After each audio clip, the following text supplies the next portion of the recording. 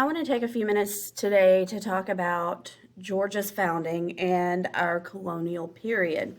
What you need to do is in your Canvas page, it says download the notes, the Georgia founding and colony notes, and you need to fill in the blanks on these notes. You can do it in Microsoft Word. Excuse me. You don't have to print these out. It is a suggestion to print them out when you're finished so you can put them in your notebook. You have that as a resource for your quizzes and your test. Okay, so we're going to get started. I hope that you already have this printed. And we are going to start with, if it will flip for me, the standard. The standard is H2, Analyze the Colonial Period of Georgia's History. And we're going to talk today about explaining the importance of the Charter of 1732, the reasons for settlement, and analyze the relationship between James Oglethorpe, Tomochichi, and Mary Musgrove in establishing the city of Savannah. All right, so in the beginning, in the early 1700s, England had already established a colony in North Carolina and South Carolina. Their most profitable city that they had was called Charleston. Charleston was a major shipping port for the city of England. And the Spanish were living in what you know as Florida, and they were continuously trying to attack Charleston to gain control of that shipping port because they knew that's where the money was. They knew they were going to make money off of that. So England recognizes the need for what they call a buffer colony. This buffer colony is between the Carolinas and Florida, and it's there to protect the port of Charleston. In 1717, a man by the name of Sir Robert Montgomery, he proposed the idea for this colony, this buffer colony between Savannah and the Altamaha rivers. This colony that he proposed was called Azilia.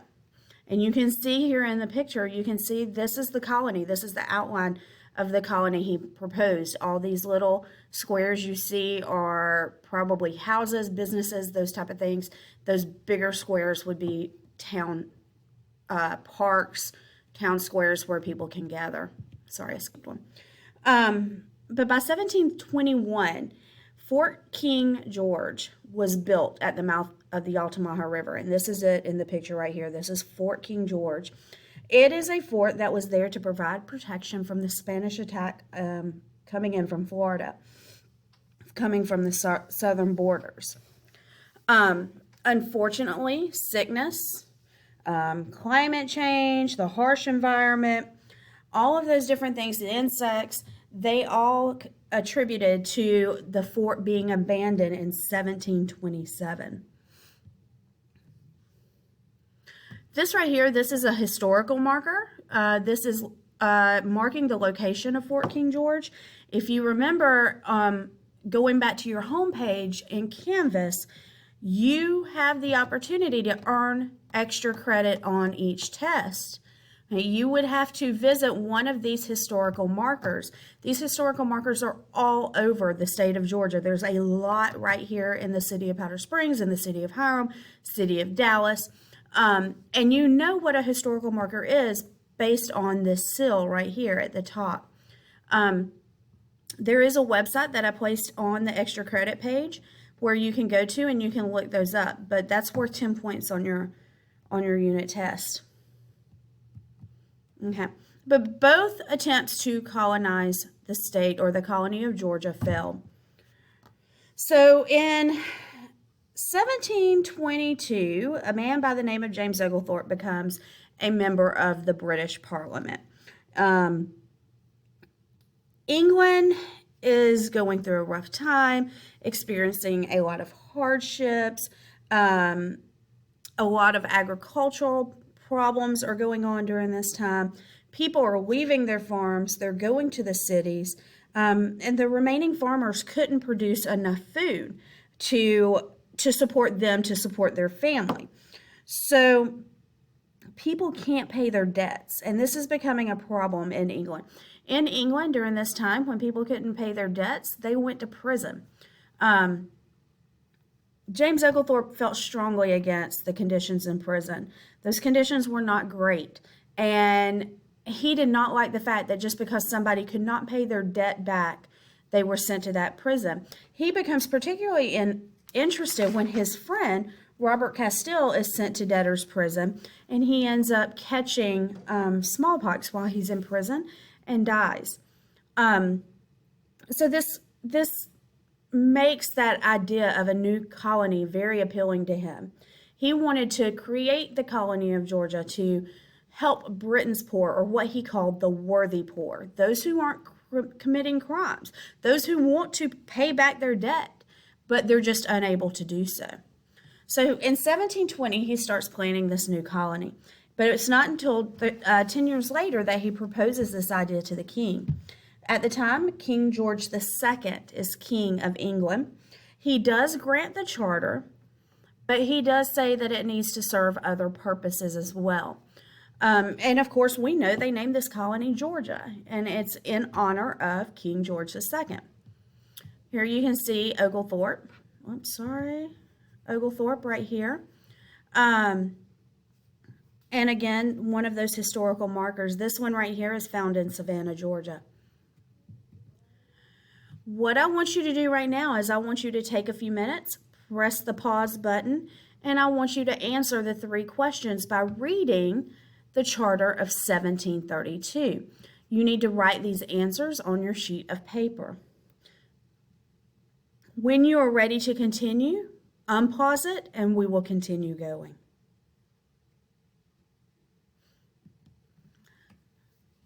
So in June of 1732, King George grants the charter is titled the Charter of 1732 to James Oglethorpe. It establishes Oglethorpe and 20 other men, which they call trustees, as the leader of the colonies for 21 years. So these trustees are in charge of the colony of Georgia for 21 years. This is known as the trustee period. It grants the land between Savannah and the Altamaha rivers, just like Sir Robert Montgomery wanted, and it extends westward all the way to the Pacific Ocean, what you know as California. Here's King George II, and then here's our 21 members right here. The borders of Georgia, you can see this blue line right here is the Savannah River. This blue line is the Altamaha River, and then you can see that it extends westward. So the Charter of 1732 outlines 3 primary reasons for setting up the colony of Georgia. The first one is philanthropy, or what you know as charity. That's another word for charity. The trustees would pay ways for debtors to settle in Georgia.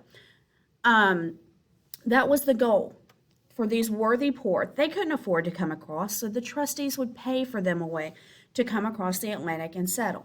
In actuality, no debtors actually came from Georgia. King George would not allow those debtors out of prison.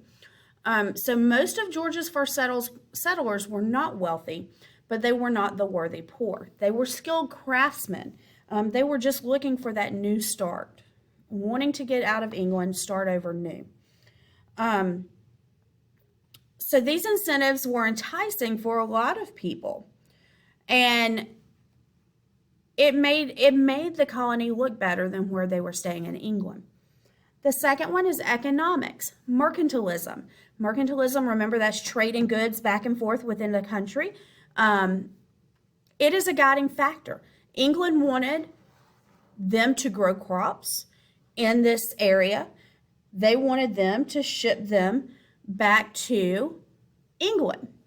England wanted to make money off of this colony. So the trustees hoped that the settlers would produce, it's actually 5 agricultural goods that would successfully grow in England. But the first 4 they were hoping would make the most money: wine, rice, indigo, silk, and then eventually tobacco come along. These are known as your RIST products. See? WRIST. Wine, rice, silk, wine, rice, indigo, silk, and tobacco. And of course, silk was the most important to the trustees because that's where they knew they could make the most money.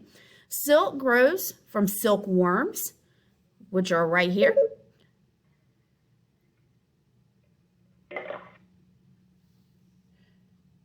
Silk grows from silkworms, and then those silkworms live on the mulberry tree. So it was a law that they had to, every colonist had to have a mulberry tree in their backyard. And then, of course, the last one is economic. Or sorry, no, we're on economics. Sorry, that's my fault. None of these crops were very successful. Rice, indigo, and tobacco were more successful during the royal period. We'll talk about that a little later, and the early statehood period. The last one is defense. Of course, we talked about the buffer colony. They needed to be a buffer colony to protect between the Spanish and Florida, the colony of South Carolina. This is the most important reason. South Carolina in 1730s, very, very, very profitable. Again, I want you to take about 10 minutes. I want you to press pause. I want you to answer these questions. When you come back, we will discuss these, but please make sure you write the answers down on your paper.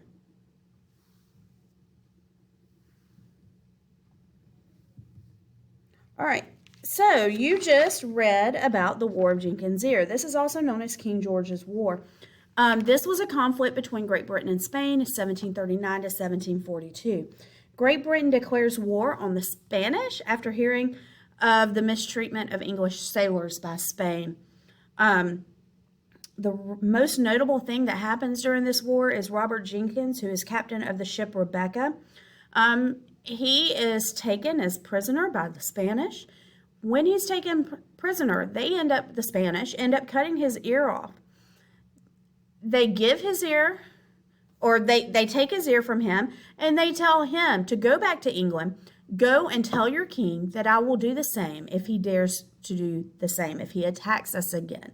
So if the King of England attacks Spain again, Spain is saying they will do the same to him.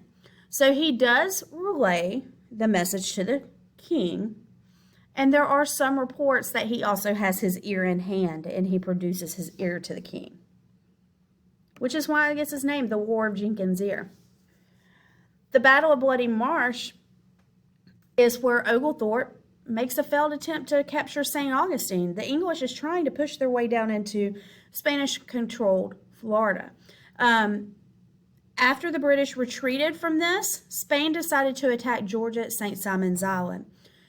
They are defeated by the colonists. The colonists had their Indian friends, Indian allies there during the Battle of Bloody Marsh. The Spanish were not expecting that, so the British was able to defeat the Spanish. Because of this battle, the Spanish never try to attack the colony again. They don't ever threaten the colony again.